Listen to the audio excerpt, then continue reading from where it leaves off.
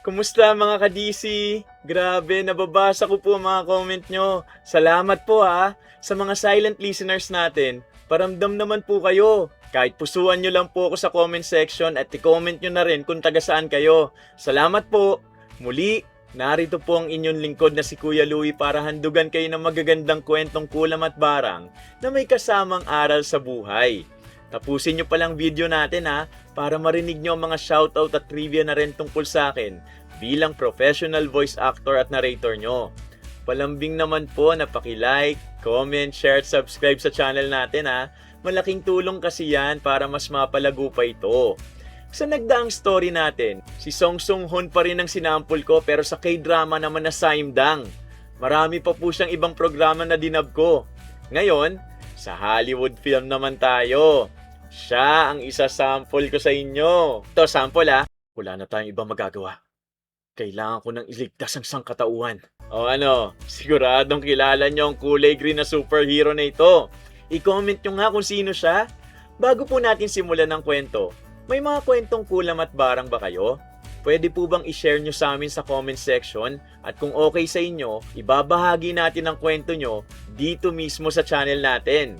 O ngayon, simulan na natin ang kwento. Rochelle, bilisan mo ng paghihiwa ng patatas. Gusto kong maaga tayo makarating sa stall bago dumating ang maraming customer. Konti na lang, Nay. Natapos ko na halos lahat. Hindi naman tayo malilate kung aalis tayo pagkatapos kong linisin tong mesa eh. Mas gusto kong tayong una nagbubukas.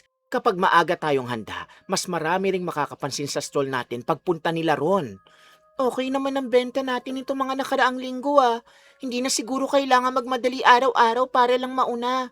Anak, sa negosyo, bawal maging kampante. Kapag nagpabaya ka kahit isang araw lang, ibang stall na agad ang pipilahan ng mga tao. Maagang naghanda ang mag-ina para sa isa na namang araw ng pagtitinda. Habang inaayos ni Lucelda mga sauce at toppings, maingat namang inilalagay ni Rochelle sa mga lalagyan ang hiniwang patatas. Sanay na silang dalawa sa ganitong gawain, kaya halos hindi na nila kailangan mag-usap para malaman ang susunod na aasikasuhin. Pagkatapos nilang magligpit, sabay silang umalis papuntang Fusion Alley. Oh, pakitignan nga kung kumpleto na lahat. Ayoko may maiwan na gamit dahil nakakahiya pag may kulang sa oras ng bentahan. Na-check ko na, Nay. Kumpleto ang patatas, cheese, sauce, bacon bits, drinks at pati disposable cups natin para mamaya. Mabuti naman, kapag magandang umpisa ng araw, parang gumagaan din ang pakiramdam kong magbenta hanggang gabi. Nay, napapansin ko parang lagi kang kinakabahan kahit maayos naman ang takbo ng negosyo natin sa food park. Hindi ka ba ang nararamdaman ko? Ayoko lang na dumating ang araw na masapawan tayo ng ibang stall dahil wala tayong bagong maiaalok. Pagdating nila sa Fusion Alley, isa-isa nang nagbubukas ang iba't ibang stall. May nagtitinda ng burgers, sushi, pasta, milk tea, coffee, desserts at iba pang pagkain. Bawat tenant, abala sa paghahanda ng kani-kanilang paninda bago magsimulang dumating ang mga customer. Hindi nagtagal, dumaan ang manager upang kumustahin ang lahat at paalalahanan silang muli tungkol sa mga patakaran ng food park.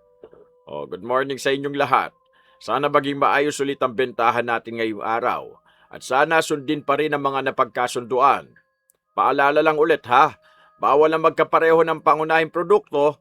Igalang natin ang concept ng bawat stall para patas ang negosyo. Opo, sir. Naiintindihan po namin ang patakaran at susundin po namin yon gaya ng dati. Sana nga, Nay.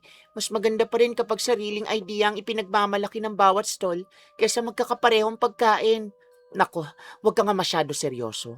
Hindi naman lahat na magkaparehong itsura, pareho na rin ang pagkain. Lumipas ang ilang oras na maayos ang bentahan ng bawat stall. Bandang hapon, biglang dumami ang tao sa katabing pwesto na pag-aari ni Tess. Sunod-sunod ang mga customer na gustong bumili ng bago nitong pagkain.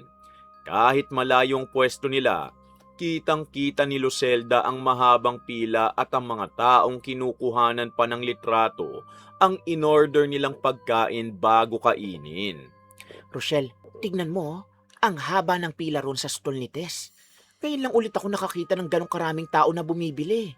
Nakita ko nga, Nay, eh. Simula kanina halos hindi na humihinto mga bumibili sa bago niyang pagkain na tinitinda. Anong pangalan nun? Hindi ko mabasa mula rito eh. Parang nachos yata ang gamit niya sa ilalim. Cheesy lava nachos ang nakasulat. Bago lang yata yung nilabas ngayong araw, kaya pinagkakaguluhan. Hindi ako magtataka kung ubos agad ang paninda niya mamaya. Ang daming gustong sumubok ng bago. Habang patuloy ang pila sa stall ni Tess, hindi na mapakali si Lucelda. Kahit may lumalapit na customer sa kanilang pwesto, paminsan-minsan, napapatingin pa rin siya sa katabing stall. Napansin niyo ni Rochelle. Ngunit pinili muna niyang manahimik dahil alam niyang walang saysay ang pagsaway kapag may nabuo ng ideya ang kanyang ina. Rochelle, ikaw munang bahala rito ha. Lalapit lang ako sandali sa kabila at titignan ko ng mabuti. Nay, wag na. Makakaya kung halatang pinagmamasdan mong paninda nila. Titingin lang naman ako. Hindi ko naman kukunin ang recipe niya sa isang tingin. Yan din ang sinabi mo noong nakaraan eh. Pagkatapos ng ilang araw, may sarili na tayong version. Ang dami mo talaga iniisip. Negosyo lang ito, anak. Nagkunwari si Lucelda na naghahanap lang ng mabibiling pagkain para sa kanilang mag-ina. Habang naghihintay sa pila, pinagmasdan niya ang bawat kilos ni Tess. Napansin niyang maingat nitong inilalagay ang cheese sauce, saka ang karne, bago tinatapos sa makapal na toppings. Maging ang lalagyan at paraan ng pag-aayos ng pagkain, pinagmasdan niyang mabuti. Hindi man niya maalala ang lahat, sapat na ang nakita niya para magkaroon ng ideya.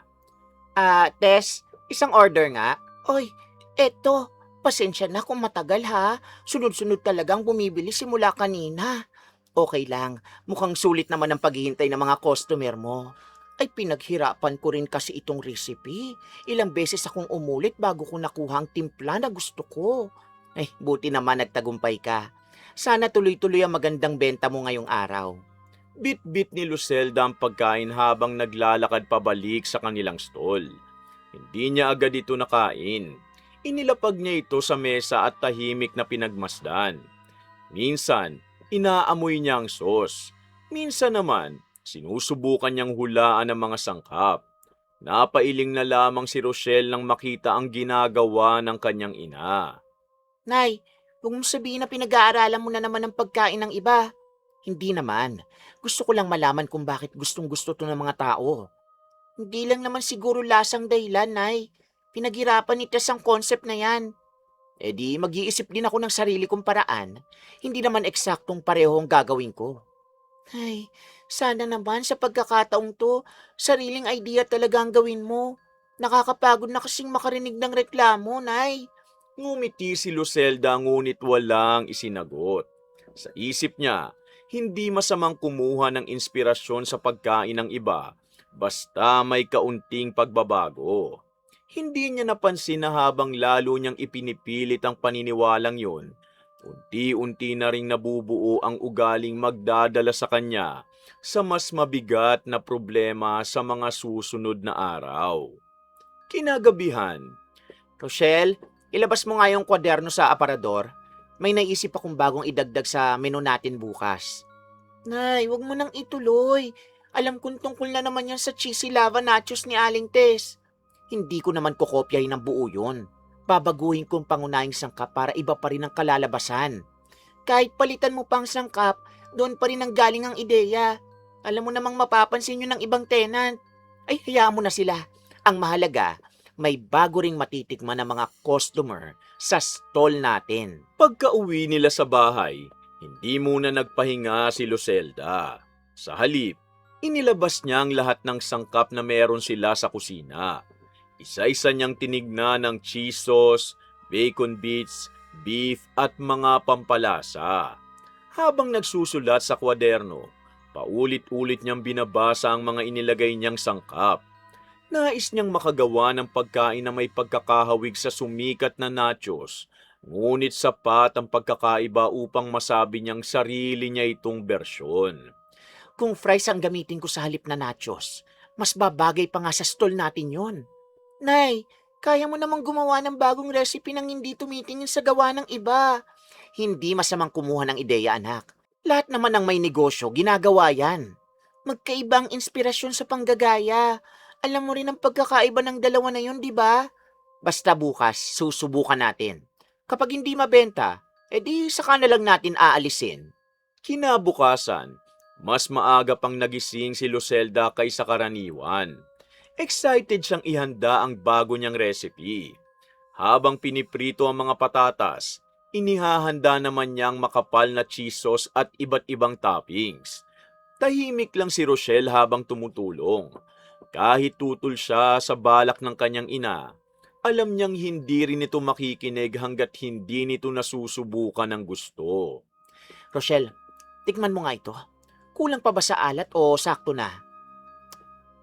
Ay, masarap naman ay. Pero hindi kasi yun yung punto ko. Kapag masarap, siguradong may bibili. Kaya wag mo nang ituloy ang sasabihin mo. Sana ganun lang kasimple ang lahat, Nay. Pero kahit anong sabihin ko, di naman kayo nakikinig. Ikaw talagang bata ka. Huwag ka na mag-isip ng kung ano-ano. Magtrabaho na lang tayo. Pagdating nila sa Fusion Alley, agad na nilagay ni Lucelda ang maliit na karatulang ginawa niya kinagabihan na may nakasulat na New Lava Overload Fries. Hindi yun nakaligtas sa paningin ng ilang tenant. Nagkatinginan ng iba habang binabasa ang bagong pangalan ng pagkain. Wala mang nagsasalita. Halata sa kanilang mga mukha ang pagtataka dahil kahapon lamang inilabas ni Tess ang cheesy lava nachos. Ayos ba ang pwesto ng karatula, ha? Kita ba agad ng mga customer? Kita naman. Sana lang wala na magsimulang magreklamo. Nag-aalala ka na naman. Magkaiba naman ang pangalan eh. Kaya hayaan mo na. Hindi lang pangalan ang tinitingnan ng mga tao, Nay. Kahit na, kapag may bumili at nagustuhan nila, wala nang magiging problema. Makalipas ang ilang minuto, may ilang customer na lumapit sa stall nila. Dahil bago ang nakitang pagkain, sinubukan itong orderin ng ilan. Napangiti si Lucelda habang isa-isang inaabot ang mga order. Sa isip niya, tama ang naging desisyon niyang gumawa ng panibagong produkto. Hindi niya napansin na mula sa kabilang stall, tahimik siyang pinagmamasdan ni Tess, na tila may napansing pamilyar sa bago niyang paninda. Lucelda, mukhang marami agad ang interesado sa bago mong paninda ah. Kailan mo pa naisip gawin yan? Kagabi lang. Matagal ko na ring balak magdagdag ng bagong menu para mas maraming pagpipilian ng customers. Ang bilis naman. Isang araw pa lang mula nang ilabas ko ang cheesy lava nachos, may kahawig na agad. Nako, magkaiba naman tayo. Nachos ang gamit mo, fries ang sakin. Magkaiba rin ang pangalan. Hindi naman siguro bawal yan, ano? Wala naman akong sinasabing bawal. Nagtataka lang talaga ako kung gaano kabilis kang nakaisip. Ngumiti lamang si Lucelda at ipinagpatuloy ang paghahanda ng mga order. Hindi na rin nagsalita si Tess at bumalik na sa sarili niyang stall. Gayunman, napansin ng ilang tenant ang maikling pag-uusap nilang dalawa. Nagkaroon ng bulungan sa magkakatabing pwesto.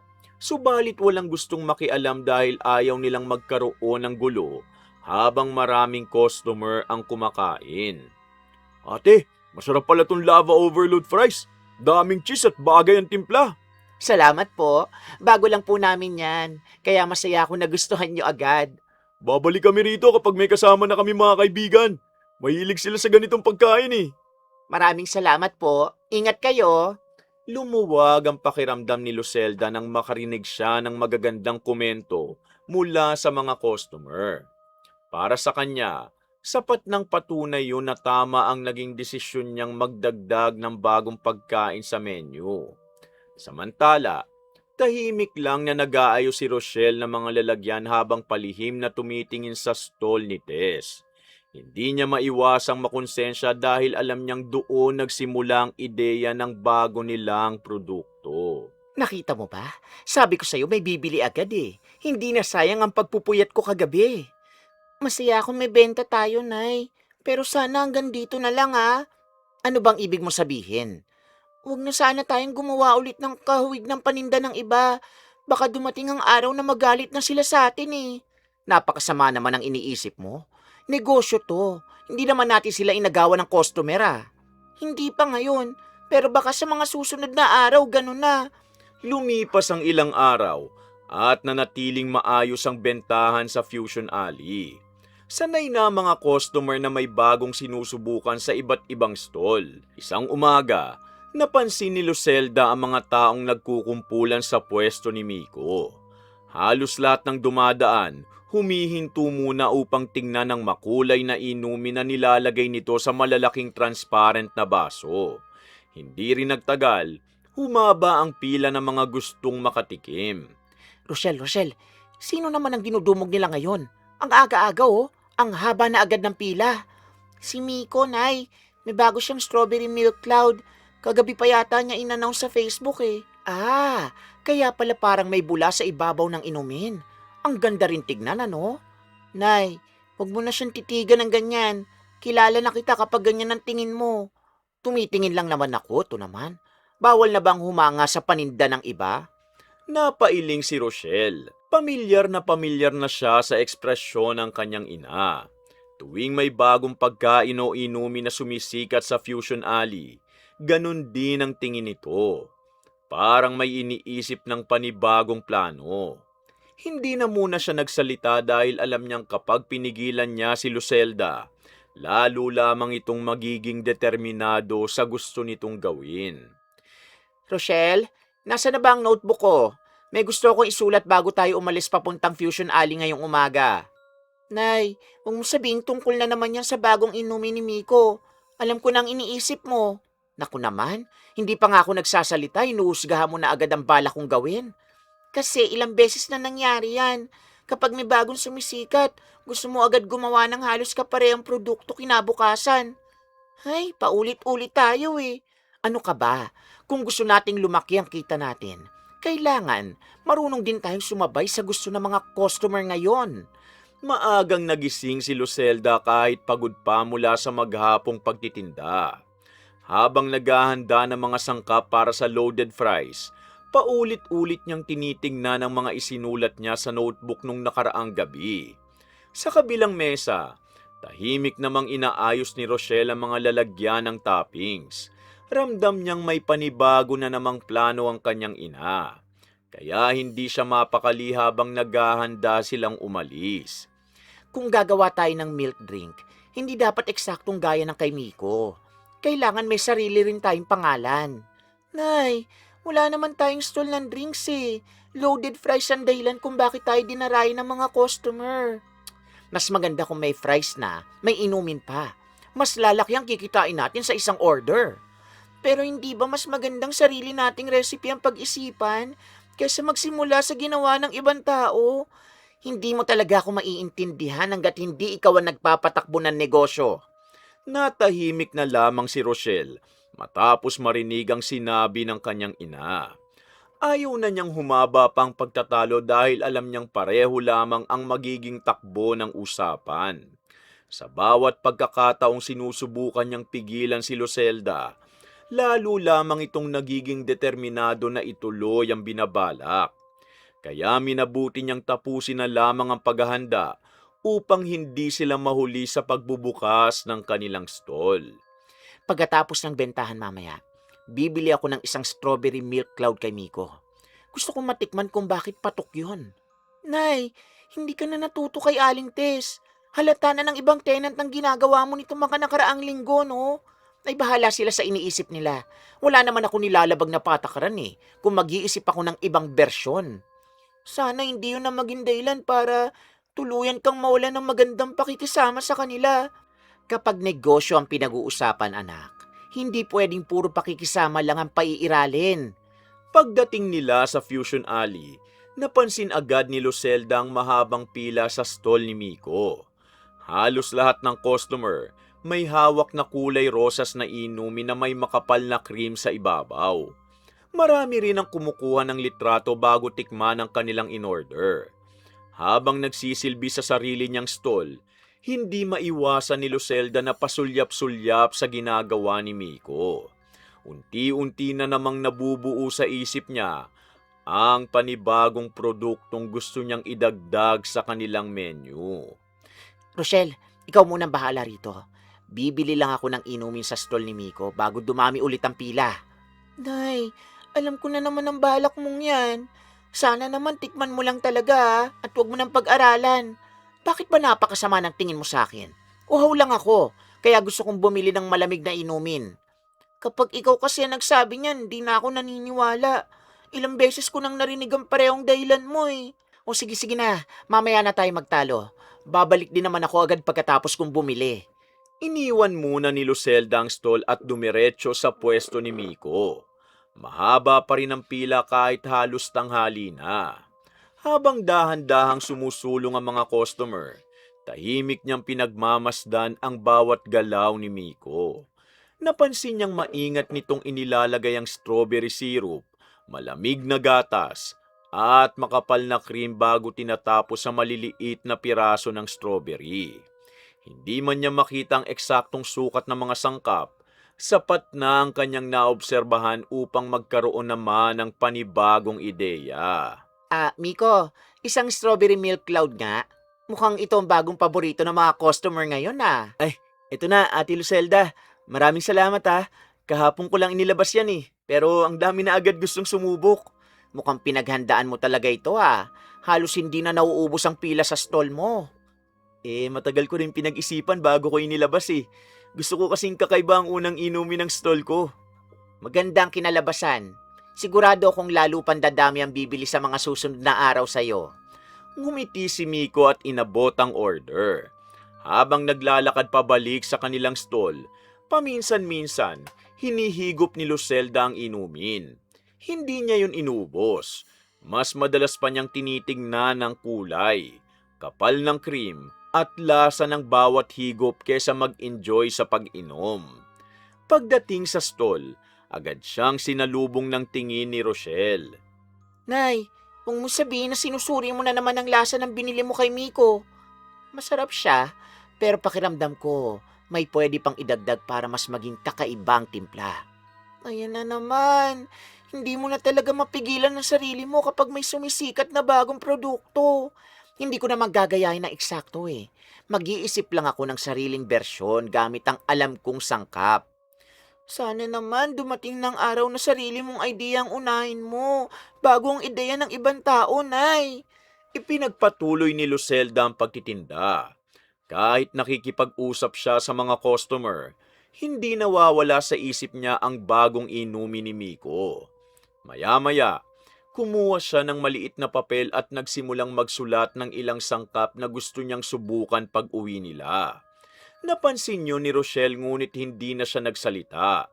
Alam niyang hindi rin mababagong isip ng kanyang ina. Rochelle, sa tingin mo bagay kaya kung may cheese foam kesa ordinaryong cream sa ibabaw? Ay, Nay, hindi ba pwedeng tigilan mo na yan? Kakasimula pa lang ng produkto ni Miko. May iniisip ka na agad. Mas gusto ko mauna kaysa mahuli. Kapag matagal pa ako naghintay, baka wala nang bumili kapag saka pa lang tayo maglalabas. Pero hindi ba mas nakakatuwang gumawa ng bagay na ikaw mismo ang unang nakaisip? Darating din tayo ron. Sa ngayon, kailangan muna nating makasabay sa uso. Bandang hapon, humupa ng kaunti ang dami ng customer. Habang nagliligpit ng mga ginamit na lalagyan, napansin ni Lucelda ang isa pang bagong stall sa kabilang hanay.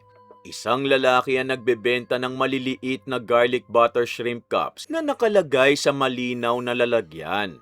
Hindi pa man ito gaanong kilala, may ilan ng customer ang lumalapit upang tikman ang panibagong pagkain.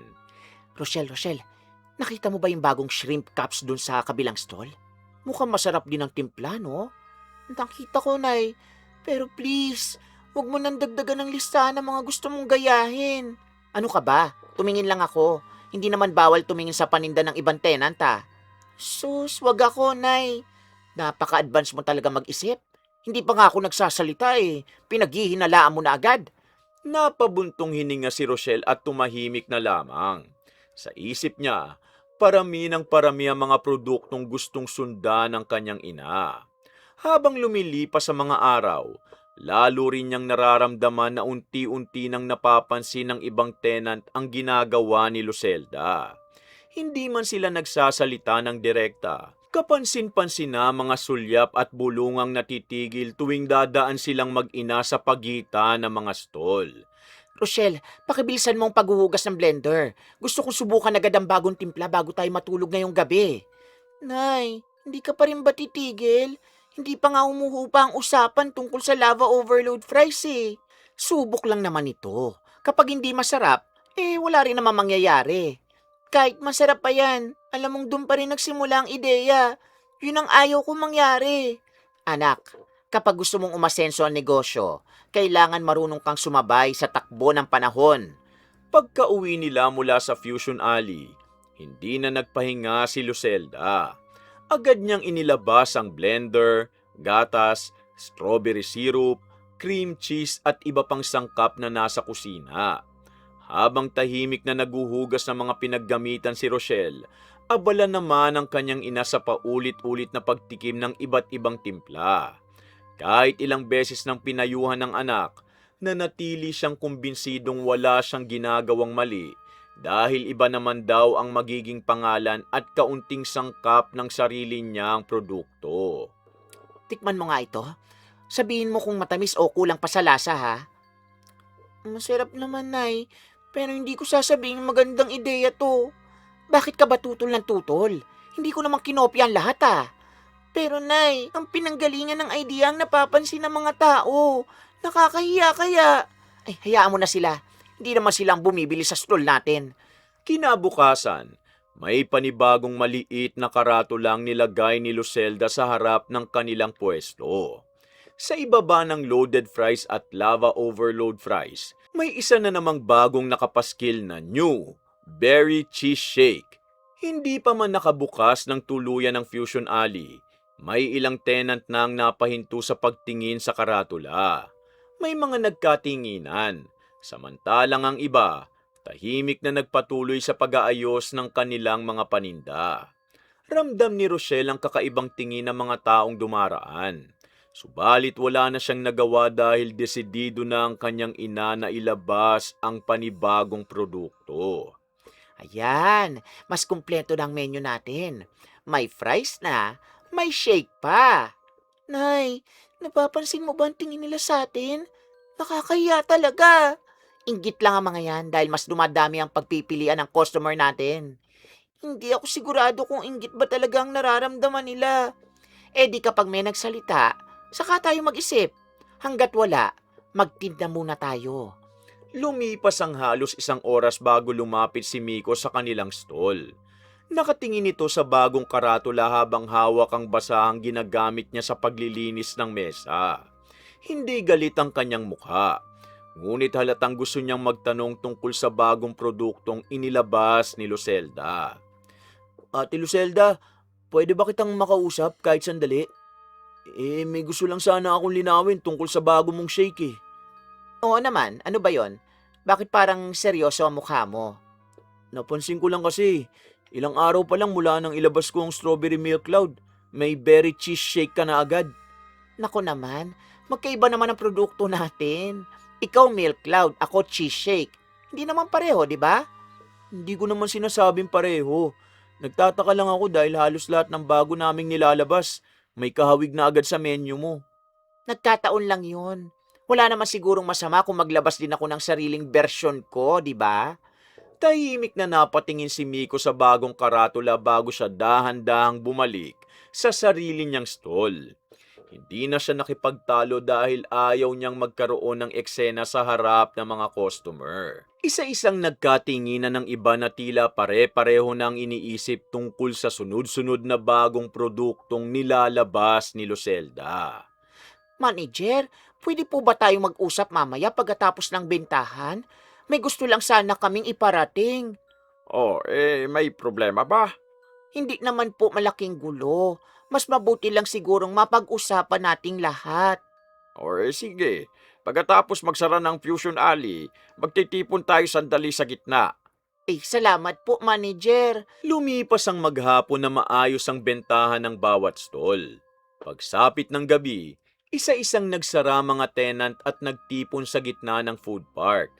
Naroon sina Tess, Miko, Lucelda, Rochelle, at ang iba pang may-ari ng mga pwesto. Tahimik ang paligid habang hinihintay nilang magsalita ang manager. Salamat sa paghihintay. May ilang tenant na lumapit sa akin ngayong araw tungkol sa isang concern. Ano po yung concern?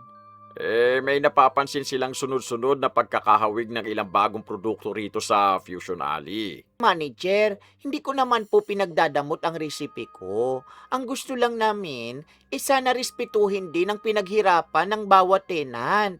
Oo nga, ilang linggo o buwan namin pinag-iisipan ng mga bagong ilalabas namin pagkain.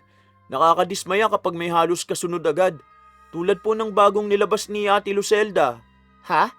Pero hindi ko naman kinopya yung sa inyo Iba nga ang pangalan nung sa akin At may mga sangkap din akong ginamit na talagang pinag-isipan ko. Alam kong may mga pagbabago, pero gusto kong maintindihan mo rin ang punto nila, Lucelda. Ibig bang sabihin bawal na kaming gumawa ng katulad na idea kahit ibang recipe? Ang gusto nating iwasan ay ang paulit-ulit na panggagaya. Kaya nga natatangi ang bawat stall dahil may sarili silang konsepto. Tahimik na yumuko si Rochelle. Ramdam niyang unti-unti nang lumalala ang sitwasyon. Hindi na siya nagtaka dahil ilang beses na niyang binalaan ang kanyang ina. Ngunit hindi ito nakinig sa kanya. Samantala, tahimik lamang na nakatayo si Lucelda habang iniisip ang sinabi ng manager. Bagamat hindi niya ito ipinapakita, bahagya siyang nainis dahil pakiramdam niya pinagkaisahan siya ng ibang tenant. Lucelda, wala pa naman tayong pinapataw na parusa. Ang hinihiling lang namin, tigilan ang ugaling laging sumusunod sa bagong produkto ng iba. Sige po, naiintindihan ko ang gusto niyong sabihin. Umaasa akong hindi na ito mauulit ha, para manatiling maayos ang samahan ng lahat dito. Opo, manager. Susubukan kong sundin ang payo ninyo. Natapos ang maikling pagpupulong at isa-isang umuwi ang mga tenant. Habang naglalakad pa uwi, napansin ni Rochelle na tahimik ang kanyang ina. Akala niya, tinamaan na ito ng sinabi ng manager at ng ibang may-ari ng stall. Ngunit nang makarating sila sa bahay at mailapag ang kanilang mga gamit, biglang dumiretso si Lucelda sa mesa at kumuha ng maliit na kwaderno. Nay, ano na naman ang isusulat mo? May napansin akong bagong dessert kanina sa kabilang hanay. Hindi ko lang natanong ang pangalan Hindi ka pa rin ba nadadala sa nangyari ngayong gabi? Mag-iiba lang ako ng konti. Hindi na nila mapapansin yun, no? Napapikit si Rochelle. Sa halip na magbago, tila mas lalo pang naging determinado ang kanyang ina na ipagpatuloy ang nakasanayan nitong gawin. Nay, hanggang kailan mo ba sasabihin yan? Paulit-ulit na lang tayo napapansin dahil sa ginagawa mo nitong mga nakaraang linggo. Sa sinabi ko na, hayaan mo sila. Basta kumikita ang negosyo natin. Wala akong nakikita masamang sumabay sa gusto ng mga customer. Pero malinaw nang sinabi ng manager, di ba? Sana naman pakinggan mo kahit kaunti ang payo nila. Sige na, matulog na tayo. Maaga pa tayong gigising bukas. Huwag mo nang ipilit yan sinasabi mo sa akin. Hindi na sumagot si Rochelle at tinulungan na lamang niyang ligpitin ang mga gamit na naiwan sa mesa bago sila nagpahinga. Habang nakahiga siya, hindi pa rin mawala sa isip niya ang nangyayaring pagpupulong sa Fusion Alley. Umaasa siyang darating ang araw na titigil na ang kanyang ina sa panggagaya. Samantala, si Lucelda, tahimik na nakatitig sa kisame habang iniisip kung ano na naman ang susunod na produktong maaaring sumikat sa food park. Rochelle, gising ka na ba? Bilisan na natin at baka mahuli tayo sa pagbubukas ng stall ngayong umaga. Gising na ako, Nay. Ihahanda ko na mga patatas at cheese sauce para hindi tayo magmadali mamaya. Huwag mong kalimutan dali ng bagong stock na mga lalagyan Kaunti na lang ang natitira sa stall natin Naihanda ko na kagabi. Ayoko rin may makalimutan tayong gamit bago umalis ng bahay. Mabuti naman. Sana maging maayos ang bentahan natin ngayon. Maaga silang nakarating sa Fusion Alley. Habang inaayos ang kanilang pwesto, napansin nilang maraming tenant ang palingalinga sa bakanting stall na matagal nang walang umuupa. May ilang lalaking nagbubuhat ng mesa, bilao at mga kahon habang isang may edad na babae ang maingat na nag-aayos ng bawat gamit. Hindi nagtagal, napansin din niyo ng mga customer na maagang dumating upang mag-almusal. Mukhang may bago na naman tayong kapitbahay ah. Kanina pa sila naghahakot ng mga gamit sa bakanting pwesto. Oo nga eh, parang puro bilao ang dala nila. Mukhang hindi ordinaryong pagkain ang ititinda nila rito ah. Masaya yan. Mas maraming bagong pagkain, mas maraming dadayong customer sa Fusion Alley. Sana magtagal sila. Sayang din kung mababakante na naman ang pwesto pagkatapos ng ilang buwan. Mukhang seryoso naman ang may-ari. Ang aga nilang dumating para maghanda, oh. Tahimik na ipinagpatuloy ni Lucelda ang pag-aayos ng kanilang stall, ngunit paminsan-minsan, napapatingin siya sa bagong tenant. Hindi niya kilala ang babae, ngunit napansin niyang napakaingat nitong maglatag ng bawat pagkain sa mesa. Isa-isang inilabas ang iba't ibang kakanin at inilagay sa malilinis na bilao. Katabi naman ng mga ito ang malalaking pitchel ng makukulay na tradisyonal na inumin na bihira niyang makita sa mga food park. Rochelle, tignan mo nga. Ang ganda ng pagkakaayos ng mga paninda niya, oh. Parang nakakaengganyo bumili agad. Maganda nga, Nay. Pero kakaiba rin ang konsepto niya. Wala pang stall dito na puro kakaninang binibenta eh. Mukhang simple lang ang mga pagkain pero parang may dating sa mga customer, ano? Hindi kasi lahat ng mabenta kailangan uso. Minsan sapat na yung masarap at kakaiba ang paninda. Mamaya tikman natin ang isa sa mga yan kapag humupa na ang bentahan. Hindi pa man tuluyang sumasapit ang tanghali, nagsimula nang dumami ang mga bumibili sa bagong stall. May mga customer na unang beses palang nakakita ng ganong klaseng kakanin sa Fusion Alley, kaya isa-isa nila yung tinikman. Ang iba na may bumalik pa upang bumili ng iuuwi sa kanilang pamilya. Habang pinagmamasdan yun ni Lucelda, unti-unti na namang nabuo ang pananabik niyang malaman kung bakit ganun na lamang kabilis na gustuhan ng mga tao ang bagong paninda ng may edad na babae. Ale, pakidagdagan nga po ng 2 supot ng kutsinta. Isasabay ko na rin ng isang pitsel ng salabat para maiuwi. Sige po. Maraming salamat. Sandali lang at ihahanda ko kagad ang in-order nyo para hindi kayo maghintay. Napakasarap kasi na nabili namin kanina eh. Kaya binalikan talaga namin bago kami umuwi. Masaya akong nagustuhan ninyo. Sana makabalik pa kayo sa susunod na mga araw, ha? Sigurado po yun. Ipapatikim ko rin to sa mga kasama ko sa bahay. Tahimik na nakinig si Lucelda habang hinihintay ang isa pang customer na matapos umorder. Napansin niyang halos lahat ng bumibili may ngiti sa labi habang umaalis sa stall ni Aling Magdal. Wala siyang narinig na reklamo. Sa halip, puro papuri ang naririnig niya tungkol sa lasa ng mga kakanin at sa magalang na pakikitungo ng bagong tenant sa bawat customer. Rochelle, sandali lang. Ibibigay ko muna itong mga in-order ng customer dyan sa kabilang stall. Mukhang nakalimutan na kasi nila eh. Ikaw na muna ang bahala sa fries. Sige, Nay, ako na rito. Mukhang dumarami na rin ulit ang bumibili sa atin ngayong tanghali eh. Mabuti naman. Huwag mong kalimutan tanungin kung gusto nilang dagdagan ng cheese sauce ang order nila, ha? Opo, huwag kang mag-alala. Kaya ko na dito. Lumapit pa si Lucelda sa pwesto ni Aling Magdal. Ngunit sa pagkakataong ito, hindi para bumili. Huminto lamang siya sa may gilid habang kunwari umiinom ng tubig. Mula roon, tahimik niyang pinagmamasdan ng paraan ng bagong tenant sa pakikitungo sa bawat customer. Hindi ito nagmamadali kahit mahaba ang pila. Bawat bibili, nginingitian muna nito at magalang na kinakausap bago ihanda ang kanilang order. Ang bait niyo naman po mag-asikaso sa customer niyo, Ale. Nakakagaan sa pakiramdam kapag mabait ang tindera. Maraming salamat po. Mas mahalaga sa akin na umuwi kayong masaya kaysa marami agad ang mabenta ko. Ramdam po namin yon. Bihira ng ganyang serbisyo ngayon eh. Basta mag-enjoy lang po kayo sa pagkain. Yun ang pinakamagandang kapalit ng pagod namin. Habang pinagmamasdan ni Lucelda ang bawat pangyayari, napansin niyang hindi lamang palang lasa ng pagkain ang dahilan ng mahabang pila sa bagong stall.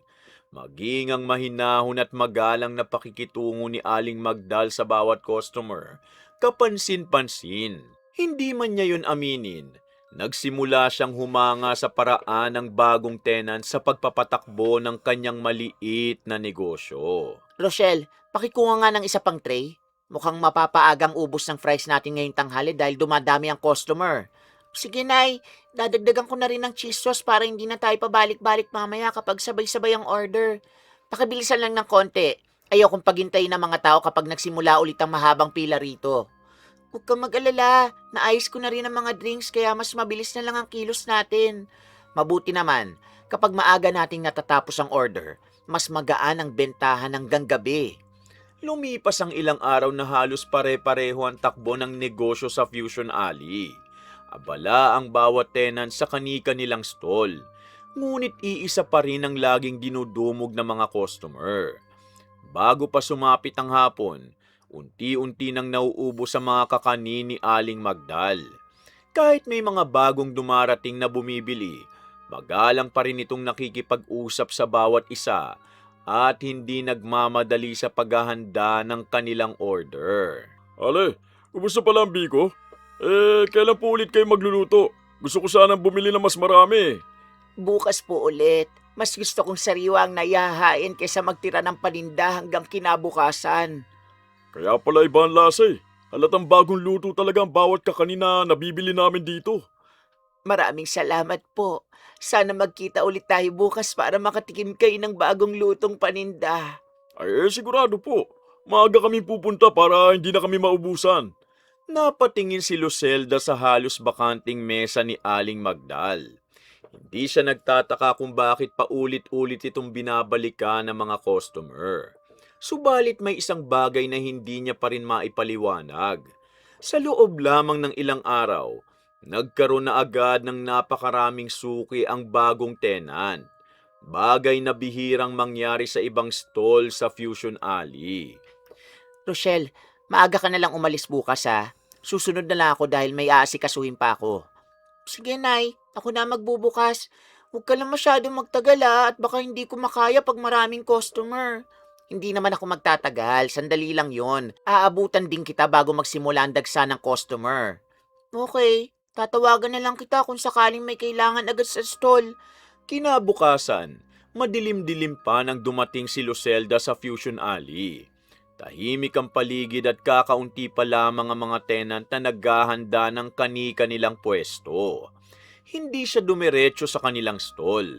Sa halip, huminto siya sa isang bahagi ng food park kung saan malinaw niyang natatanaw ang pwesto ni Aling Magdal nang hindi madaling mapapansin.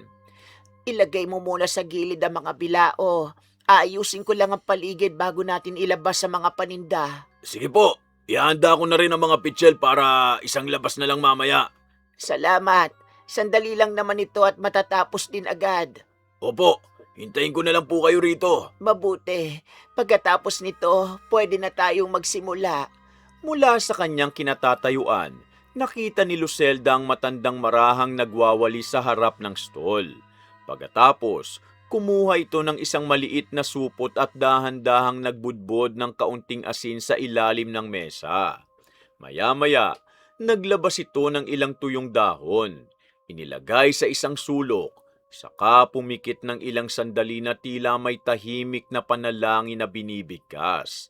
Pagmulat nito, saka lamang niya inilabas sa mga kakanin at inuming ibebenta sa araw na yun. Tahimik na pinagmasdan ni Lucelda ang buong pangyayari, na parang ayaw makaligtaan kahit isang kilos ng bagong tenant. Mabilis na lumipas ang maghapon. Rochelle, mauna ka na sa bahay. May dadaanan lang ako sandali bago ako umuwi mamayang gabi. Sige, Nay. Ihanda ko na po ang hapunan para pagdating mo, makakakain na tayo agad ng sabay. Huwag mo na ako hintayin sa labas. Hindi naman ako magtatagal sa sikasuhin ko ngayong gabi. Okay, mag-ingat ka na lang sa pag-uwi Medyo madilim na rin kapag nagsara na ang Fusion Alley. Oo naman, kita na lang tayo mamaya sa bahay, ha? Isa-isang nagsara ang mga stall sa Fusion Alley. Habang papalalim ang gabi, isa-isa nang nagligpit ang bawat tenant matapos ang maghapong pagbebenta. Hindi na rin nagtagal ang mga customer na naiwan sa paligid. Samantala, Nanatili pa sandali si Lucelda sa tapat ng kanilang pwesto. Muli niyang sinulyapan ang stall ni Aling Magdal bago siya dahan-dahang naglakad pa uwi ng mag-isa. Hindi ko dapat kalimutan ang pagkakasunod-sunod ng mga nakita ko kaninang umaga. Baka may dahilan kung bakit hindi niya nakakalimutang gawin yun araw-araw. Pagdating sa bahay, tahimik ang buong paligid. Nasa kusina si Rochelle habang naghahain ng pagkain. Hindi na muna nagsalita si Lucelda. Dumiretso siya sa maliit na mesa sa sala at binuksan ang lumang kwaderno na madalas niyang gamitin kapag may naiisip na bagong produkto. Maingat niyang isinulat ang bawat detalye habang sariwa pang lahat sa kanyang isipan. Nay, nakahain na. Kumain ka muna bago lumamig ang pagkain sa mesa. Sandali lang anak, tatapusin ko lang itong sinusulat ko. Sige, hindi ko muna gagalawin ang ulam para sabay pa rin tayong kakain. Salamat. 1 minuto na lang at tapos na rin ako rito. Hintay na lang kita. Maingat na isinara ni Lucelda ang kwaderno matapos maisulat ang lahat ng kanyang naalala. Muli niyang binalikan sa isip ang bawat kilos ni Aling Magdal, mula sa pagwawalis hanggang sa maikling panalangin bago magsimula ang bentahan. Hindi niya alam kung simpleng nakagawian lamang ba yun o may mas malalim na dahilan. Subalit habang nakatitig siya sa nakasarang kwaderno, unti-unti nang nabubuo ang pasyang subukan balang araw ang lahat ng kanyang nasaksihan, sa pag-asang baka yun ang makatulong upang mas lalo pang lumago ang kanilang negosyo. Nang sumunod na araw, Rochelle, pakikuha nga ang walis sa likod. Ako na muna mag-aayos dito bago natin ilabas sa mga paninda. Bakit ikaw na magwawalis? Hindi ba ako naman palagi ang gumagawa niyan tuwing umaga bago tayo magbukas? May gusto lang ako subukan ngayong araw. Hindi naman siguro tayo mahuhuli sa pagbukas ng stall kung ako muna ang gagawa. Sige, Nay. Ako na lang muna maghahanda ng fries habang inaayos mo ang paligid ng stall. Ayos. Sabay na lang nating ilalabas sa mga paninda pagkatapos. hindi na nagtanong pa si Rochelle. Habang inaayos niya ang mga sangkap sa loob ng stall, tahimik namang nagwali si Lucelda sa harapan nito. Hindi yun ang karaniwan niyang ginagawa kaya napatingin sandali ang ilang tenant na maagang dumating. Pagkatapos magwalis, palihim niyang inilabas mula sa kanyang bagang isang maliit na supot ng asin at ilang tuyong dahon na inihanda niya bago umalis ng bahay. Rochelle, pakikuha nga muna yung mga drinks. Huwag mo munang ilabas ang fries habang may inaayos pa ako rito ah. Sige, Nay. Pero bakit parang may iba kang ginagawa ngayong umaga? May nakalimutan ka bang ihanda kagabi? Wala naman. May gusto lang talaga akong tapusin bago tayo magsimula. Okay. Sabihin mo na lang kung may kailangan ka pang ipakuha ha. Sige. Sandali na lang to. Maingat na nagbudbod si Lucelda ng kaunting asin sa ilalim ng mesa. Sunod niyang inilagay ang ilang tuyong dahon sa isang sulok ng stall bago pumikit ng ilang segundo. Walang nakapansin sa kanyang ginawa dahil abala rin ang karamihan sa paghahanda ng kani-kanilang pwesto. Nang matapos siya, saka pa lamang niya inilabas sa mga pagkain at ngumiti na tila kampante sa kanyang ginawa. Ayan, pwede na natin buksan ang mga stall. Tignan natin kung magiging maganda ang bentahan natin ngayong araw. Mukhang maaga nang dumarami ang mga customer. Sana tuloy-tuloy hanggang mamayang gabi. Pakisuyong ilabas na rin ang bagong menu board. Baka may gusto sumubok ng iba nating pagkain eh. Sige, Nay. Ayusin ko na rin ang mga upuan habang wala pang masyadong tao. Salamat. Simulan na natin ang pagtitinda. Unti-unting dumami ang mga customer sa Fusion Alley. Tulad ng dati, may ilang lumapit sa stall ni na Lucelda upang bumili ng loaded fries at iba pa nilang pagkain. Ngunit habang lumilipas ang oras, napansin niyang kakaunti lamang ang dumadagdag na bumibili kumpara sa inaasahan niya. Sa kabilang banda, mahaba na naman ang pila sa stall ni Aling Magdal. Tahimik na napatingin si Lucelda roon. Tila hinihintay na mangyari rin sa kanya ang parehong tagumpay na ilang araw niya nang pinapangarap. Rochelle, ilan pa lang ba ang nabebenta nating loaded fries mula kanina? Parang hindi ganong karami ang lumalapit ah. Hindi naman masama ang benta, Nay. Pero mas tahimik talaga ngayon kumpara nitong mga nakaraang araw. Akala ko mas dadami ang customer natin ngayong umaga. Ang aga pa naman natin naghanda para sa lahat. Mahaba rin kasi ang pila sa ibang stall. Baka mamaya dito rin sila dumaan pagkatapos kumain. Sana nga.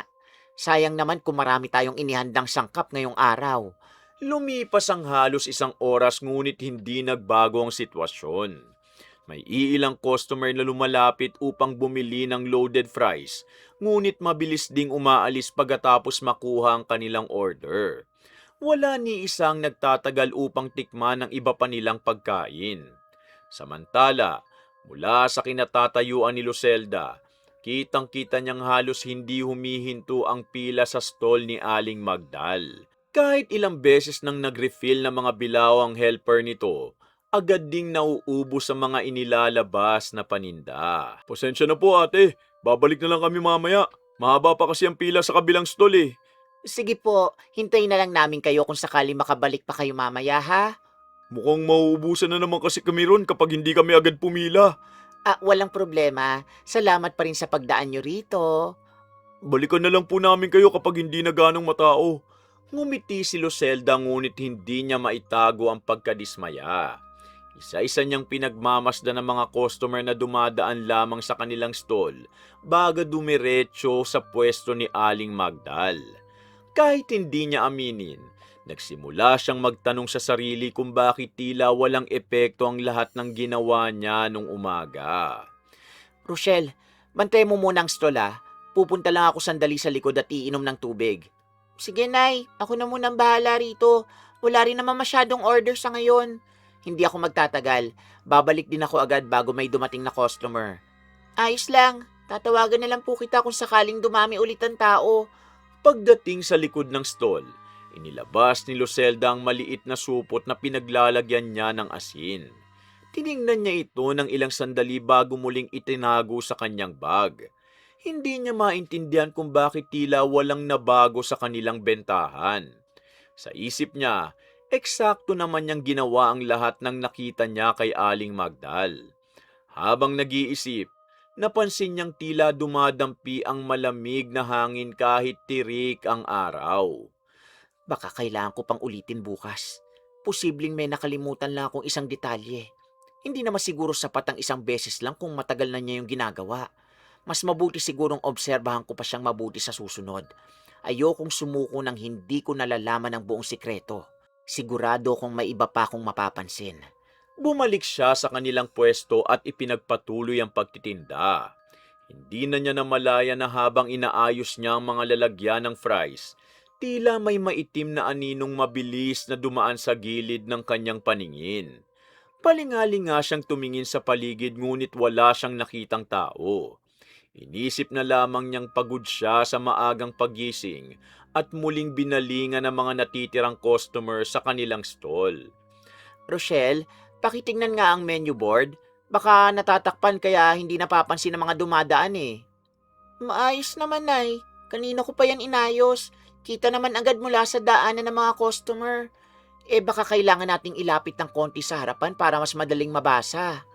Sige, ako nang bahala. Baka po sakaling may mapadaan na gustong sumubok ng fries natin. Ay, sana dumami na rin ang customer bago sumapit ang hapon. Inilipat ni Rochelle ang menu board sa mas kitang bahagi ng stall. Ilang customer ang napatingin, ngunit nagpatuloy pa rin sa paglalakad.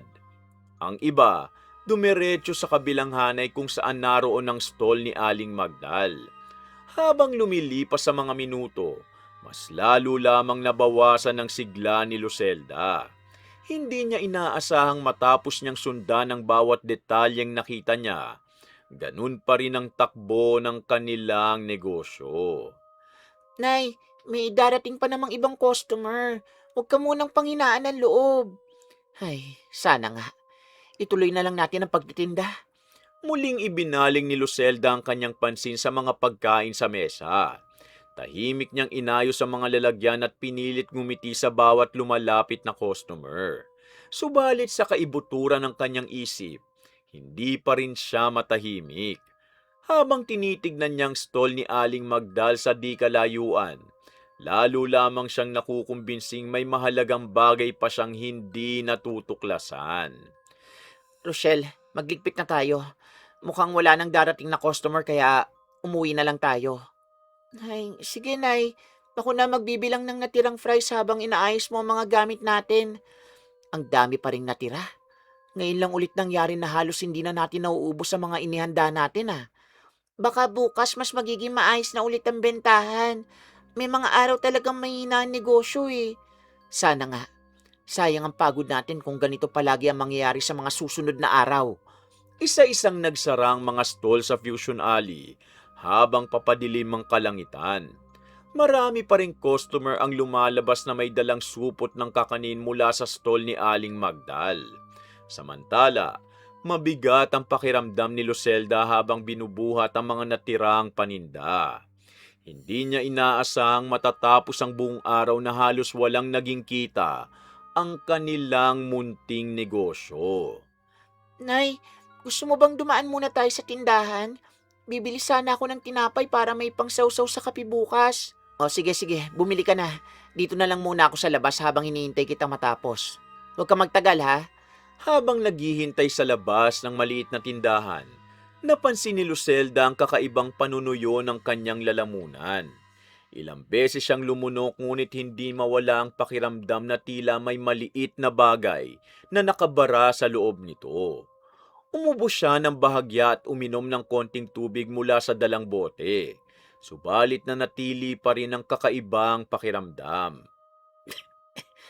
Parang may nakabara sa lalamunan ko Ano kaya to? Baka tonsil lang yan o di kaya ubo, Nay. Pagdating natin sa bahay, uminom ka ng mainit na tubig. Ang hirap lumunok kahit tubig lang ang iniinom ko ngayon. Kapag hindi pa nawala mamayang gabi, tignan natin kung kailangan mo na magpatingin sa doktor. Hintay muna natin. Baka mawala rin kapag nakapagpahinga ako ng maayos. Pagdating nila sa bahay, dumiretso si Lucelda sa kusina at uminom ng isa pang basong tubig. Hindi pa rin gumaan ang kanyang pakiramdam.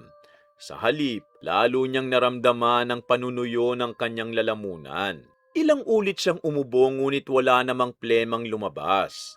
Napahawak siya sa kanyang leeg habang pilit na nilulunok ang laway na tila ayaw bumaba. Hindi ko maintindihan kung bakit parang lalong umihigpit ang lalamunan ko habang tumatagal. Nay, maupo ka muna. Ako na maghahanda ng hapunan para hindi ka na mapagod. Sige nga, parang gusto ko muna magpahinga kahit sandali bago tayo kumain. Huwag mo munang isipin ang bentahan ngayon. Bukas na ulit natin problemahin yun. Oo, sana pagising ko bukas, maayos na ulit ang pakiramdam ko. Mabilis na naghanda ng hapunan si Rochelle upang makakain na silang mag-ina. Nay, subukan mong uminom ng mainit na sabaw. Baka gumaan ng konti ang pakiramdam ng lalamunan mo. Sige nga anak, sana nga mawala na ito dahil hindi talaga ako komportable simula kanina pang hapon Kung gusto nyo, huwag na muna kayong magligpit. Ako na munang bahala sa mga pinagkainan natin. Salamat. Mauupo na lang muna ako rito habang hinihintay kong bumuti ang pakiramdam ko. Magpahinga ka lang. Tatawagin na lang kita mamaya kapag handa ng mainit na sabaw. Nang maubos ni Lucelda ang isang mangkok ng sabaw, umasa siyang luluwag na ang kanyang lalamunan. Ilang ulit siyang lumunok ngunit hindi nagbago ang pakiramdam. Sa halip, lalo niyang naramdaman na parang may mabigat na bagay na nakabara sa loob nito. Sinubukan niyang umubo ng paulit-ulit, subalit wala pa ring lumabas. Napapahawak na lamang siya sa kanyang leeg habang pilit na humihinga ng malalim. Parang hindi talaga ito simpleng panunuyo ng lalamunan Ngayon lang ako nakaranas ng ganitong pakiramdam. Nay, gusto mo bang dali na kita sa health center? Mukha rin kasing namumutla ka Wag muna. Baka mapahiya lang tayo kapag bigla rin itong nawala pagdating doon. Hindi bali nang mapahiya kaysa lumala pang nararamdaman mo habang tumatagal. Hintay muna natin hanggang mamaya. Kapag hindi pa rin nawala, saka na tayo magpapatingin. Lumipas ang ilang minuto habang nakaupo lamang si Lucelda sa sala. Wala nang naririnig kundi ang mahinang ugong ng electric fan at ang tunog ng mga sasakyang paminsan-minsang dumaraan sa labas ng bahay. Nang mapatingin siya sa bintana, bigla niyang napansin na tila may maitim na aninong mabilis na dumaan sa bakuran. Napakurap siya at agad na tumayo upang silipin ang labas. Ngunit wala siyang nakitang tao. Rochelle, may dumaan bang tao sa labas? Parang may nakita akong anino sa tapat ng bintana eh. Ha? Wala naman, Nay. Kanina pa ako rito sa kusina at wala akong narinig na may dumating. Sigurado ka? Akala ko talaga may dumaan sa gilid ng bahay natin. Baka napagod lang ang mga mata mo. Maghapon ka nakatayo sa stall natin kanina eh. Siguro nga. Pero parang napakalinaw ng nakita ko kanina. Muli siyang naupo at pilit na inalis sa isip ang kanyang nakita. Subalit makalipas lamang ang ilang sandali, napatingin na naman siya sa may pintuan ng kusina. Sa pagkakataong yon, tila may maitim na hugis na mabilis na nawala paglingon niya. Kumabog ang kanyang dibdib at kusa niyang hinawakan ng leeg na hanggang ngayon, mabigat pa rin ang pakiramdam. Rochelle, parang may nakikita na naman akong dumadaan sa gilid ng bahay. Nay, wala talagang tao. Kakasilip ko lang sa labas at tahimik ang buong paligid. Hindi ko alam kung bakit parang sunod-sunod ko sila nakikita ngayong gabi. Nay, pumasok na tayo sa kwarto. Magpahinga ka muna at baka kailangan mo lang talaga makatulog. Rochelle, pakiramdam ko hindi na muna ako makakapasok bukas. Parang nangihina talaga ang buong katawan ko ngayon eh. Huwag mo nang pilitin, Nay. Ako na muna magbubukas ng stall habang nagpapahinga ka rito sa bahay. Pasensya ka na, anak. Ikaw muna ang bahala sa lahat kung hindi talaga ako makakabangon, ha? Huwag mo nang isipin yun. Mas mahalaga munang bumuti ang pakiramdam mo kaysa sa bentahan natin. Salamat. Sana pagising ko bukas, wala nang nararamdaman kong ito. Lumipas ang ilang sandali at tuluyan ng humiga si Lucelda sa kanyang higaan. Pilit niyang ipinikit ang mga mata, ngunit hindi siya dalawin ng antok. Sa tuwing bubuksan niya ang kanyang paningin, tila may maitim na aninong mabilis na dumaraan sa sulok ng kanyang silid. Nang muling lumunok, naroon pa rin ang pakiramdam na may nakabara sa kanyang lalamunan. Dahil sa matinding panghihina, napagpasyahan niyang wag nang pumasok kinabukasan. Habang unti-unting nilalamon ng katahimikan ng buong bahay, hindi niya namalayang nagsisimula na pala ang kapalit ng isang bagay na ginaya niya nang hindi niya nauunawaan. Kinabukasan, Pasensya ka na, anak. Hanggang ngayon, mabigat pa rin ang pakiramdam ng katawan ko at hirap pa rin akong lumunok. Huwag mo nang isipin ang negosyo. Tatawagan na lang kita kung may kailangan ako itanong mamaya. Mag-ingat ka ron, ha. Huwag kang paabot ng gabi, ha, kung wala nang masyadong customer. Opo, Nay. Magpahinga ka lang habang wala ako, ha, para mas lumakas ka kahit papano. maaga pa lamang, umalis na si Roselda lamang ang kailangan sa kanilang stall. Naiwan si Lucelda na mag-isa sa bahay habang nakahiga sa kama. Paminsan-minsan, napapahawak siya sa kanyang leeg dahil naroon pa rin ang pakiramdam na tila may nakabara sa kanyang lalamunan. Kahit uminom siya ng tubig bago umalis ang anak, wala pa ring pagbabago sa kanyang nararamdaman. Magandang umaga. Bakit ikaw lang yata nagbubukas ng stall nyo ngayon? Masama ang pakiramdam ni nanay eh. Kaya nagpahinga muna siya sa bahay. Ako muna ang aalili sa kanya ngayong araw. Ganun ba?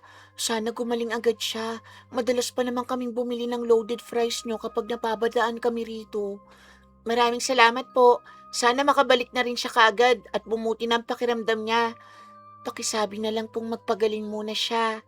Hindi naging kasing abala ng dati ang umagang yun para kay Rochelle. Siya lamang ang naghahanda ng mga order, nagliligpit ng mga gamit, at tumatanggap ng bayad sa mga customer. Paminsan-minsan, napapatingin siya sa bakanting upuan ng kanyang ina. Ngayon lamang nangyari na siya lamang ang nagbubukas ng stall simula nang magsimula silang magtinda sa Fusion Alley. Rochelle, kumusta na ang nanay mo? Mukhang seryoso yata ang nararamdaman niya. Narinig ko sa usapan niyo kanina. Hindi pa rin po siya maayos eh. Masakit daw ang lalamunan niya at nangihina ang buong katawan simula kagabi. Kung hindi pa rin gumaling hanggang mamaya, mas mabuti sigurong magpatingin na siya sa doktor. Yan din nga pong sabi ko sa kanya eh. Ayaw lang muna niyang umalis ng bahay. Sana hindi lumala. Nakakaawa rin kapag may iniindang sakit habang nagtatrabaho. Lumipas ang ilang oras na hindi pa rin mapakali si Rochelle. Ilang beses niyang sinubukang tawagan ang kanyang ina upang kumustahin ang kalagayan nito. Ngunit maikli lamang ang bawat sagot ni Lucelda. Halatang hirap itong magsalita at tila wala ring lakas na makipagkwentuhan. Dahil dito, lalo lamang nadagdagan ang pag-aalala ni Rochelle habang ipinagpapatuloy ang pagtitinda sa kanilang stall. Ate Tess, pwede bang ikaw muna ang tumingin sandali sa stall? Tatawag lang ako sa bahay para kumustahin si nanay.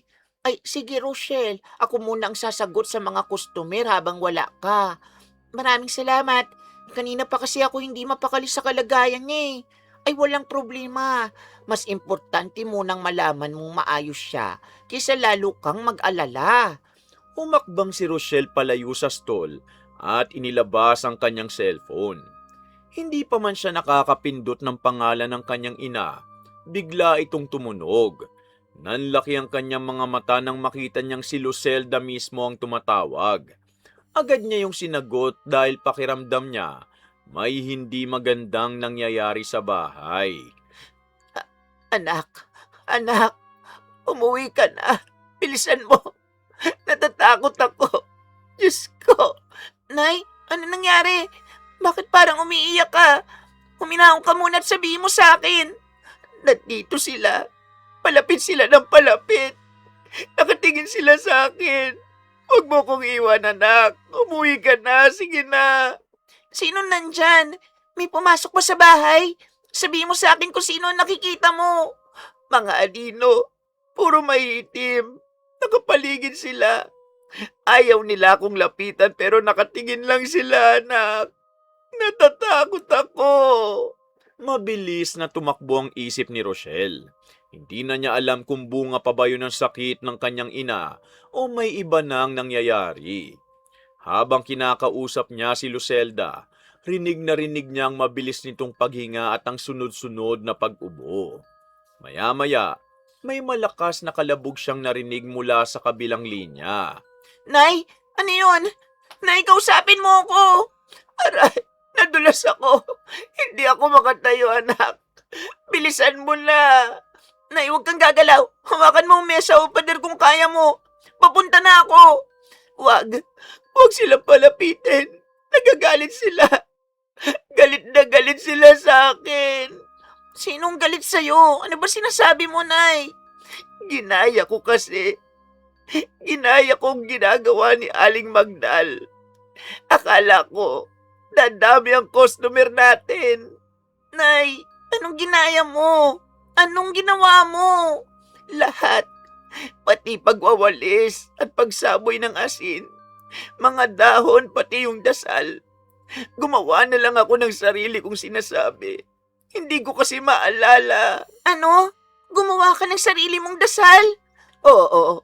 Akala ko pareho lang. Akala ko basta may sabihin ako, magiging katulad din ang sa kanya. Nanginginig ang kamay ni Rochelle habang hawak ang cellphone. Noon lamang niya narinig ang buong katotohanan. Kaya pala ilang araw nakakaiba ang kilos ng kanyang ina.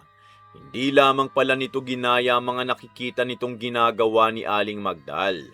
Pati ang mga salitang hindi nito nauunawaan, sinubukan nitong palitan ng sarili niyang bersyon. Anak, patawarin mo ko. Hindi ko dapat ginawa yun. Hindi ko alam kung bakit ko pa naisip. Nay, huwag ka na magsalita. Huminga ka lang ng dahan-dahan. Pupuntahan na kita ngayon din. Natatakot ako. Parang gusto nila akong lapitan. Huwag mo akong pabayaan, anak. Hindi kita pababayaan. Sandali lang at makakauwi na ako. Pagkababa ng tawag, hindi na makagalaw si Rochelle sa kanyang kinatatayuan. Paulit-ulit na umalingaw-ngaw sa kanyang isip ang mga sinabi ng kanyang ina. Bigla niyang naalala mga umagang maaga itong umaalis at ang kakaiba nitong pagtitig sa stall ni Aling Magdal. Unti-unti niyang pinagdugtong ang lahat ng nangyari hanggang sa mabuo sa isip niya ang isang posibilidad. Kung ang lahat ng ito nagsimula matapos gayahin ni Lucelda ang mga ginagawa ni Aling Magdal, baka ang tanging taong makakapagpaliwanag sa nangyayari ay ang matandang tindera mismo. Sa pag-aakalang wala na siyang ibang mapupuntahan, mabilis siyang lumingon sa direksyon ng stall ni Aling Magdal. Umaasang hindi pa ito umaalis sa Fusion Alley. Aling Magdal, pasensya na po kung bigla akong lumapit. Kailangan ko po talaga ang tulong niyo para sa nanay ko. Oh, huminahon ka muna, iha. Bakit? Ano ba nangyari sa kanya? Kanina lang po siya tumawag sa akin. Umiiyak siya habang nagsasalita at parang may matinding kinatatakutan sa bahay. Ha? Nasaan ba siya ngayon? Nasa bahay lang ba siya o nadala niyo na sa doktor? Nasa bahay lang po. Hindi na raw siya halos makatayo dahil sobrang nangihina at hirap huminga.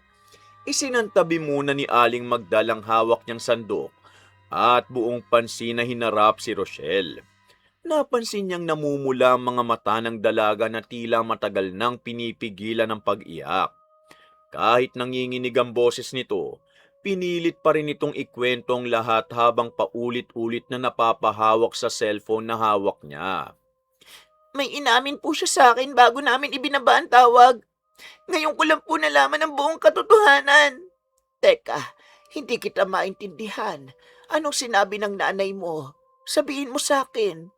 Inamin niyang ginaya niya raw ang mga ginagawa niyo tuwing umaga bago magbukas ng stall.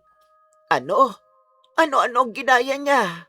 Pati po pagwawalis, paglalagay ng asin, mga tuyong dahon at pati ang panalangin binibigkas ninyo. Huminga ng malalim si Aling Magdal bago marang ipinikit ang kanyang mga mata. Hindi siya nagalit, subalit halatang nabigla siya sa narinig. Ilang sandali siyang hindi nagsalita habang tila pinag-iisipan ang susunod niyang sasabihin. Lalong kinabahan si Rochelle nang makita ang pagbabago sa mukha ng matanda. Pati ang panalangin, yun din ba ang sinabi niyang ginaya niya? Opo, pero hindi niya raw maalala ang mga salita, kaya gumawa na lang siya ng sarili niyang bersyon. Siya mismo ang gumawa ng sariling panalangin. Opo, akala raw niya pareho lang ang magiging epekto, kahit hindi niya alam ang totoong sinasabi. Naku, hindi niya sana ginawa yun. Muling natahimik ang matanda. Saglit niyang ibinaba ang kanyang tingin bago dahan-dahang umupo sa maliit na bangkong nasa tabi ng stall. Hindi maitago ni Rochelle ang kanyang kaba. Habang tumatagal ang katahimikan, lalo lamang siyang natatakot sa maaaring marinig mula kay Aling Magdal. Aling Magdal, may kinalaman po ba talaga ang lahat ng ito sa kalagayan ni nanay ngayon? Ang mga ginagawa ko tuwing umaga, hindi pamparami ng customer. Matagal nang ginagawa yun ng pamilya namin bilang paggalang at pasasalamat sa biyayang natatanggap namin. Ibig sabihin, hindi po pala yun paraan para dumami ang bumibili sa stall nyo? Hindi, iha. Ang biyaya, hindi nakukuha sa panggagaya. Lalo na kung hindi nauunawaan ang tunay na kahulugan ng ginagawa. Kung ganun po, may pag-asa pa bang matulungan ng nanay ko? Napatingin si Aling Magdal sa direksyon ng labasan ng Fusion Alley. Makikita sa kanyang mukhang pag-aalala, subalit wala ring bakas ng galit. Matapos ang ilang sandali, tumayo siya at dahan-dahang humarap kay Rochelle. Dalhin mo ako sa bahay ninyo. Kailangan ko muna siyang makita bago ako makapagsabi kung ano ang maaari nating gawin. Maraming salamat po. Sana hindi pa huli ang lahat. Umalis na tayo ngayon din. Mas mabuti kung maabutan natin siya kaagad. Magkasabay na umalis sina Rochelle at Aling Magdal mula sa Fusion Alley. Habang nasa biyahe, walang tigil sa pagdarasal si Rochelle. Samantala, tahimik lamang ang matanda habang mahigpit na hawak ang maliit na supot na palagi niyang dala.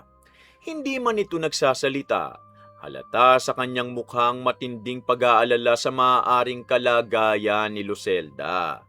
Nay! Nay, nandito na po ako! Anak, bilisan ninyo. Nandito na naman sila.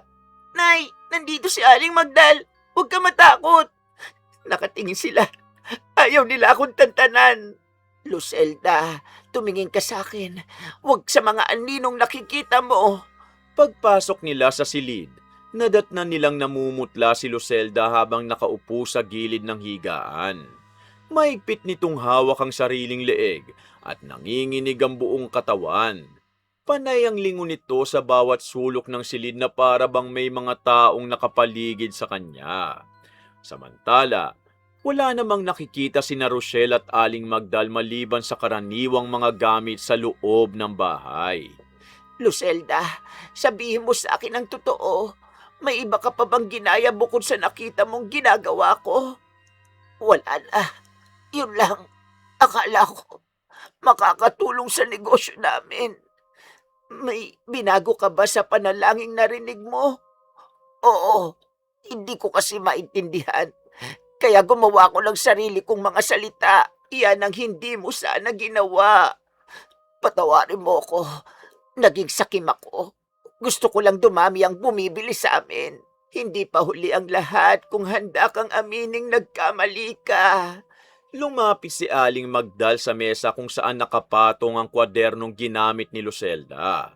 Binuksan niya yun at nakita ang mga isinulat nitong pagkakasunod-sunod na mga ginawa niyang ginaya. Marahan niya yung isinara at ibinalik sa mesa bago muling humarap kay Lucelda. Lucelda, alisin mo sa isip mo na ang biyaya na kukuha sa panggagaya. Ang mga ginagawa ko, bahagi ng matagal ng panatang iniwan ng aming pamilya. Hindi yun paraan para yumaman o dumami ang customer. Hindi ko alam. Kung nalaman ko lang sana noon, hindi ko na sana ginawa. Patawarin mo ko. Hindi mo kailangang ulitin ang panalangin narinig mo. Hindi rin yun para sa ibang tao. Ang kailangan mong gawin ngayon, tanggapin ang pagkakamali mo at tigilan ang lahat ng ginaya mo. Oo, nangangako ako. Hindi na mauulit. Nangangako ako. Nay, narinig mo sinabi ni Aling Magdala. Mag-uumpisa tayong muli kapag gumaling ka na. Oo, anak. Sarili na nating paraan ang gagamitin natin. Pagbukas niyo sa stall, alisin niyo ang lahat ng produktong ginawa dahil lamang sa panggagaya. Magtira lamang kayo ng pagkaing tunay na sa inyo. Sige, gagawin ko yon. Kahit magsimula ulit kami, tatanggapin ko. Pagkasabi ni Lucelda ng mga salitang yon, unti-unti niyang naramdaman ang paggaan ng kanyang paghinga. Hindi na rin ganong kabigat ang pakiramdam sa kanyang lalamunan. Ilang ulit siyang lumunok hanggang sa wala na siyang naramdamang tila nakabara. Kasabay nito, hindi na rin siya muling napalingon sa mga sulok ng silid. Ang mga aninong matagal niyang kinatakutan ay tila tuluyan ng naglaho. Makalipas ang ilang araw, bumalik sa Fusion Alley sina Lucelda at Rochelle. Bago sila muling nagbukas ng kanilang stall, inalis nila ang lahat ng pagkain ginawa dahil lamang sa panggagaya sa ibang tenant. Ang natira na lamang, ang kanilang orihinal na loaded fries at ilang bagong recipe na magkasama nilang pinag-isipan sa bahay. Isa-isa rin nilang nilapitan sina Tess, Miko, at ang iba pang tenant upang humingi ng paumanhin sa lahat ng kanilang nagawa. Pasensya na sa lahat. Mali ang ginawa ko. Nangangako akong hindi na ako manggagaya ng pinaghirapan ng iba. Ang mahalaga, natuto ka na. Lahat naman tayo nagkakamali. Oo nga, mas masarap pa rin magtagumpay gamit ang sarili mong ideya. Kapag pinaghirapan mong isang bagay ng may katapatan, darating din ang biyayang para sa iyo sa tamang panahon. Nagpatuloy ang buhay sa Fusion Alley. Hindi man agad bumalik ang dating dami ng customer ni na Lucelda. Unti-unti namang nakilala ang bago nilang mga pagkain dahil sa sarili nilang pagsisikap. Hindi na rin muling nagtangka si Lucelda na manggaya ng produkto o gawain ng ibang tenant. Sa halip, natutunan niyang pahalagahan ang sariling kakayahan at tanggapin na ang tunay na tagumpay hindi nakukuha sa pangungopya kundi sa sipag, katapatan, at paggalang sa pinaghirapan ng kapwa. Ang panggagaya sa tagumpay ng iba nang hindi nauunawaan ang tunay na pinagmulan nito, maaaring magdulot ng kapahamakan. Mas mabuting pagyamanin ang sariling kakayahan at magsikap ng tapat. Dahil ang biyayang bunga ng sariling pagsusumikap ang siyang pinakamatibay at pinakamatagal. Wakas! Isang magandang kwento na naman ang natapos natin mga ka-DC. Sana po may napulot kayong aral dito ha. Huwag niyo pong kalimutang mag-like, comment, share, subscribe para masuportahan niyo po ang channel natin. At bilang ganti, para mas exciting, i-comment niyo kung sino yung karakter ko na paborito niyo sa mga binosesan ko. Ito po sila sa mga anime. Sa mga K-drama at Tagalized films naman, i-search niyo na lang ang pangalan ko para makapili kayo sa kanila. Lilinawin ko lang mga ka-DC, yung sample na pinaririnig ko sa inyo sa bawat character, yun mismo ang boses na ginamit ko nung pinalabas sila sa Tagalized version sa TV. Oh, huwag nyo rin pong kalimutang i-comment ko ano masasabi nyo sa kwento natin ngayon ha. Pag napili ko ang comment mo, isa-shoutout kita sa next story natin. Oh, diretso shoutout na ulit tayo. Shoutout kina Maria at Joel Oros na first commenter pa rin natin ng Sydney, Australia, Tintin Bautista, at happy birthday po sa tatay niyong si Restituto Bautista. Happy birthday po tay! Nerissa Molina ng Olongapo City, kumusta po? Griselda Dilantes, Paula May Arquisa, naku, misis ko po ang kakbay ko at hindi po si Lola Telang. Arlette Arda, Meldy ng Malaysia, Sugimura Perla Castro ng Japan, Grace Ardiente, Gladys De Roda ng Kuwait, Mary Angeline Palas ng Bayugan City, Agusan del Sur, Given Tibag, Ana Sumbilyo, Phoebe Ranyada, Yaj Neraref ng Saudi Arabia, Lydia Lopez ng Pasay City, Jasmine Villanueva, Dayan Lapus, Hilda at Joji Arugay ng General Trias Cavite, Ermeline Asedera ng Macau, Carolina Padual ng Pampanga, Jonel Espiritu ng Riyadh, Saudi Arabia, Liam Dolan ng Albay, Cydric Edrev, Infante Veronicas, Wilma Rabucarsal ng Quezon City, Mestisang Bangus ng Japan, Nico Bea TV at sa mga alaga niyong sina Tisoy, Negra, Amber, Max, Panda at Siopaw ng Pangasinan, Marilyn Beltran ng Olongapo City, kay Butsu at sa girlfriend niyong si Shaizy, Iris Romero ng Bulacan, Gia Gigi, Maria Ruiz, Phoebe Ranyada, happy birthday po sa anak niyong si Grace, Dotre Sasa Livio ng Australia, Gina Fefabo ng Masbate, Lorely Coral, Eunice Joy Alamo at sa Alamo family ng Negros, Patricio family ng Giporlos, Eastern Samar, at sa asawa niyo pong si Jomar Patricio at sa mga anak niyong sina Yuro at Maro, Lenny Rose Panagiton ng Iloilo City, Mira, Cecilia Gicom ng Caloocan City, Cass, Miguel at Maria ng Germany, Lai Dolfo, Leonisa Cobo ng San Miguel, Bulacan, Edril Sato, Jenny Espuerta at sa Espuerta family at Lopez family ng West Camias, Quezon City, Purple Kitty Songs ng Ozamis, at Narly Solweta ng Saudi Arabia na new subscriber natin. Shoutout kina Mama Lauren Boyles ng California, USA, kina Kuya Liam at Bebe Lay ng Quezon City, kina Bombom, Bebe Jam at Jillian ng Sampaloc, Manila, kay Mamo Lubina at Papa Bong ng Manila, kay Tanod Potpot Mylas, Tupoks, pagaling ka, kay Keisha Chua ng Torrance, California, at kay Josh and Lauren Rubio ng Buena Park, California. Pasensya na po sa mga hindi ko pa na siya shoutout. Abangan nyo na lang po sa mga susunod na upload natin ha. Kumusta po sa lahat ng mga kababayan natin na nasa ibang bansa at sa inyo pong masugid kong tagapakinig saan mang sulok ng Pilipinas. Mag-iingat po kayo palagi dyan. O paano?